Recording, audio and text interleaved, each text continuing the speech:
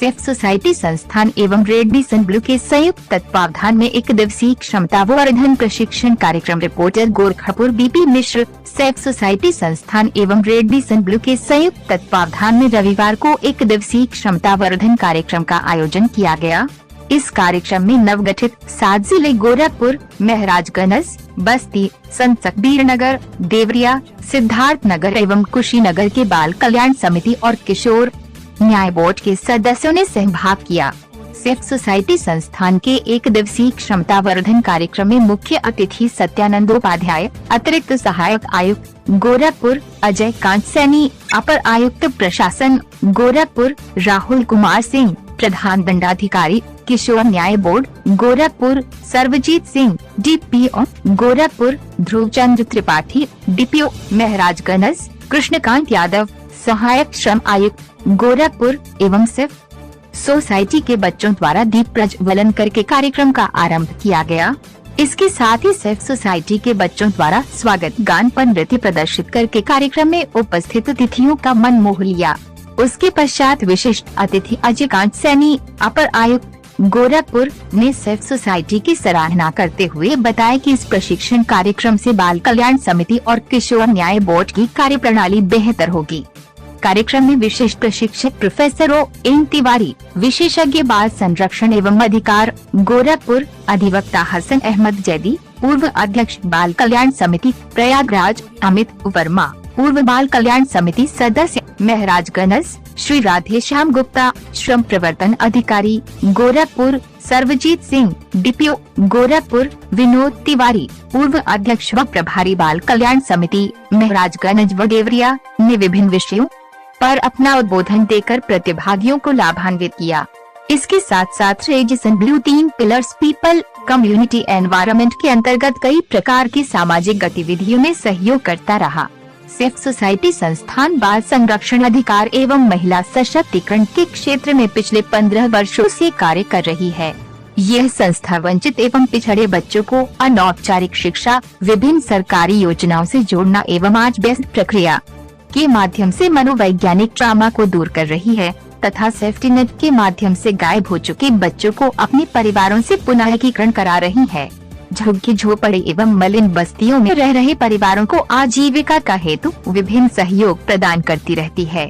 इसके साथ साथ कोविड महामारी के दौरान सेफ सोसाइटी ने चिकित्सकों का एक समूह बनाया, जिसके अंतर्गत चिकित्सकों द्वारा मरीजों को टेलीफोन पर निःशुल्क परामर्श, ऑक्सीमीटर, वेंटिलेटर, मेडिसिन किट, खाद्य सामग्री एवं अन्य जीवन रक्षक सामग्रियों को भी उपलब्ध कराया। इस एक दिवसीय क्षमतावर्धन कार्यक्रम का संचालन श्री ब्रजेश चतुर्वेदी द्वारा किया गया। साथ साथ श्री मनोज श्रीवास्तव, सबिहा शाहीन, शर्मिला गुप्ता, सुनिधि गुप्ता, एजाजुल खान, ज्ञानेश्वर प्रसाद जायसवाल, ब्रजेश यादव, श्रीनिवास दुबे एवं लाउड स्पीकर 90.0 FM के आकाश वर्मा, कीर्ति के शरण भी उपस्थित रहे एवं सेफ सोसाइटी संस्था के बच्चे, बाल कल्याण समिति एवं किशोर न्याय बोर्ड के समस्त सदस्य एवं मीडिया गण उपस्थित।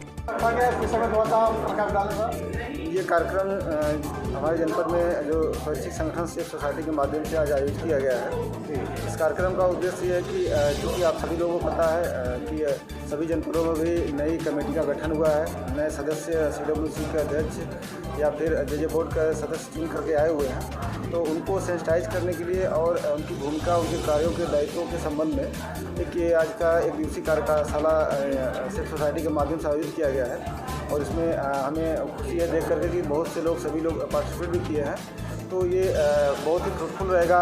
जो नए हमारे चयनित सदस्य आए हुए हैं, अध्यक्ष आए हुए हैं, उसके साथ साथ समय समय पर भी ये चीज़ें आयोजित होनी चाहिए, क्योंकि इससे क्या होता है कि जो नवाचार, जो चीज़ें चेंज होती हैं एक्ट्स में या फिर व्यवहार में या फिर जो नए नए बच्चों के लिए योजनाएं आती हैं, तो उसका एक समेकित रूप से एक चर्चा हो जाता है इन सब आयोजनों के माध्यम से। तो इसी उद्देश्य से ये आज सेफ सोसाइटी के माध्यम से एक दिवसीय कार्यशाला आयोजित की गई है और इसमें सभी लोगों ने पार्टिसिपेट किया है। इसके साथ इस कार्यक्रम से मिलेगा सर, जो बच्चा पता गया है और सही दिशा में आ सकें। नहीं, ये तो ऑब्वियसली हम लोग सब लोग काम भी कर रहे हैं और उद्देश्य भी यही है कि सभी बच्चों को हम लोग जितना जो भी क्योंकि आप सबको पता है कि जब भी कोई 18 साल से नीचे का बच्चा है तो वो CWBC के सामने या फिर अगर किसी विधि का उल्लंघन किया है तो JJ बोर्ड के सामने आता है। तो यही एक मंच है जहाँ पर कि हम उस बच्चों को सही दिशा में ला सकते हैं और सबसे पहले इन्हीं लोगों से उनका सामना भी होता है, ऐसे बच्चों का। तो ये तो अच्छा पहल है ये, और इसको हम लोग एक साथ मिल करके और बच्चों को सार्थक दिशा में लाने के लिए, उनके उत्थान के लिए, उनके जो भी सहयोग है उनको सही दिशा में लाने के लिए जो भी हमारा लोग का प्रयास है वो रहेगा। और हम लोग विश्वास है कि हम लोग बच्चों को सही दिशा में लाने के लिए अग्रसर करेंगे और अपना पूरा इस मंच के माध्यम से सर क्या संदेश देना चाहेंगे समाज में आप? भाई इस माध्यम से मेरा यही संदेश है कि जो बच्चे हमारे हैं वो समाज की धरोहर हैं और कहीं ना कहीं समाज के निर्माण में आगे चल के अपनी महत्वपूर्ण भूमिका निभाते हैं। तो हमारी जो संस्थाएं हैं, हमारी जो बॉडी है गवर्नमेंट की, वो कार्य कर रही हैं, लेकिन इसके साथ ही साथ हमें समाज की अपेक्षाएँ रहती हैं बच्चों के उद्धार के लिए, बच्चों के जो किसी तरह की समस्याओं में ग्रसित हैं या फंसे हुए हैं विभिन्न परिस्थितियों में, तो उनसे निकालने के लिए, क्योंकि समाज भी एक बहुत बड़ा माध्यम बनता है उन बच्चों की संबंध में सूचनाएं आगे तक सरकार तक या इन बोर्ड के तक लाने के लिए। तो समाज से भी अपेक्षा रहेगी जितना कार्य हम लोग कर रहे हैं तो उसके साथ पूरी भागीदारी के साथ वो भी बच्चों के संबंध में अपनी भूमिका निभाएं। सर, यदि बच्चों को कहीं शोषण हो रहा है तो आप लोगों के पास कैसे सूचना पहुँचेगी, लोग कैसे सूचना देंगे? हाँ, बच्चों के शोषण के संबंध में तमाम अपनी इकाइयाँ बनाई गई हैं। जो जिले पे जिला बाल संरक्षण इकाई होती है, उसके साथ ही साथ नीचे स्तर पे सभी थानों में बाल कल्याण पुलिस अधिकारी नियुक्त किए गए हैं। उसके अलावा हमारे ग्राम बाल संरक्षण समितियाँ हैं, ब्लॉक बाल संरक्षण समितियाँ हैं, और सीधे हमारे अपने भी नंबर समय समय पर पेपरों में निकलते रहते हैं, DM साहब के नंबर हैं।